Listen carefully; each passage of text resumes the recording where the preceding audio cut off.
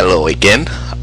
So in the previous video we saw the user facing side of SimuPad. Now we're going to look at the developer features. There's a built-in integrated development environment.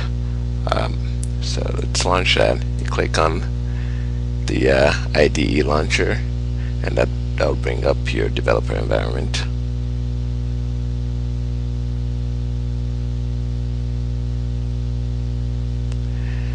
And so the technology that SimuPad depends on is for programming. It's JavaScript. For graphics output, it's SVG. That's Scalable Vector Graphics. And as far as user interface is concerned, you could use SVG. There's an SVG library that would distribute with the platform for building graphical user interfaces. Or you can use HTML and CSS. As you can see, this environment is pretty simple. On your left hand side you have a folder structure, which is really where you keep all your source code and supporting materials. So let's open up the Spring Mechanics lab that we demoed in the previous video.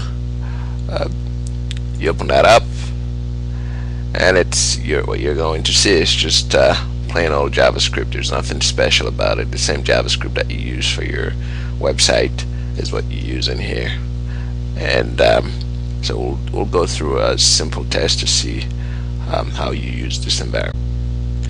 Alright, so programming in SimuPad is really straightforward. In the previous screen you saw the IDE. When you make changes in the IDE, you have to refresh the pad. At the moment, in the future we hope that will change, and you access your applet menu. As a programmer, you'll have your applets that represents the applets that you currently have in development. So you can go through the same folder structure that you have in development will be reflected in that menu, and you can run your test to see the changes that you made. When you're done, there's a deployment tool in the development environment that you could use. So this is the Spring Lab. We have some other examples in there. If you sign up on the website, there's a sample set of code that comes with the environment, so you can try it out and see the different type of programs that are in here.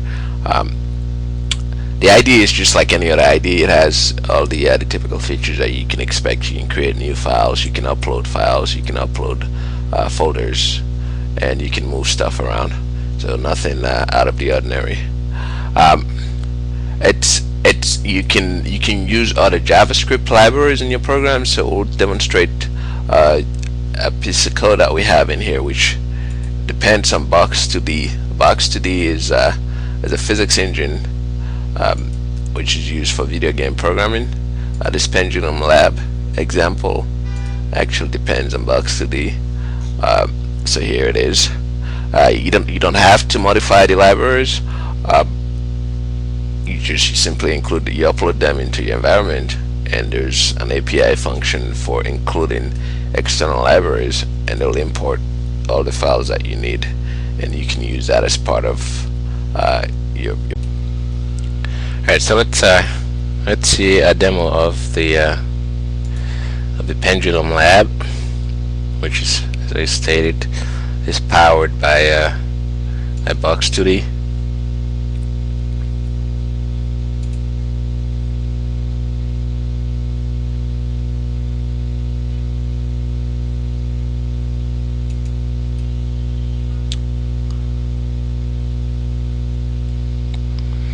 And that loads the applet and all the JavaScript files that Box2D depends on.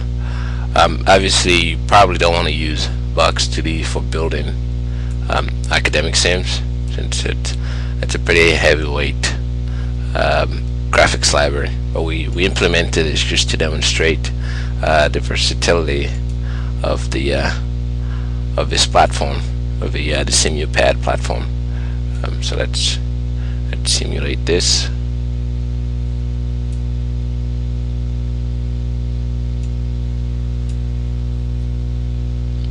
and it has everything. The animation that you're looking at now is powered by Box2D. All the stuff that you would expect from a physics engine, including collision detection and everything, contacts, it's all working in here. So it's not just animations that you can build on this platform. Pretty much anything that requires graphics output, you can build. There's a function plotter. If you sign on the website, as I said previously, there's a set of sample code that you can play around with. There's an API, for which there's a documentation on the IDE page. So if you access that, if you go to the main, you click on the help button here, it'll take you to the API, and there's a lot more information in there on how to use the developer environment available in SimuPad. But it's really straightforward. All you need is JavaScript, SVG, and HTML. And SVG uses for SVG we use jQuery, which is a JavaScript library that you're probably familiar with.